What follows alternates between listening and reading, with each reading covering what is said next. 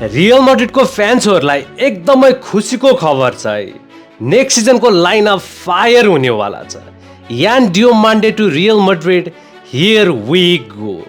Last दुईवटा season trophyless भइसकेपछि पेरेजको इगो यति हट भएको छ नि, कुनै पनि पत्तामा पाल पार्न छोड्नेवाला छैनन् क्या। डिफेन्समा 3टा भरपर्दा डिफेन्डर आइसकेका छ। मिडफिल्डमा प्रुभन र एक्सपिरियन्स मिडफिल्डर बर्नार्डो सिल्भाको एडिसन भइसकेका छ। अब अट्याकिङ लाइनअपमा स्पिडको नि बाउ यान डियोमान्डे आइसकेका छ है। यो एकदमै भर्सटाइल प्लेयर हो, दुइटै विङ्सबाट खेल्न सक्छ र मिडमा पनि दामी खेल्छ। तर यान डियोमान्डेको कहानी कस्तो इमोसनल छ क्या। आइभरी कोस्टमा एकदमै गरिबीमा हुर्केको बच्चा जसले क्रिस्टियानो रोनाल्डोलाई आइडोलाइज गर्थ्यो, तर क्रिस्टियानो रोनाल्डोको नाम लेखेको जर्सी किन्न नसकेर आफै लेखेर लाउने गर्थ्यो क्या।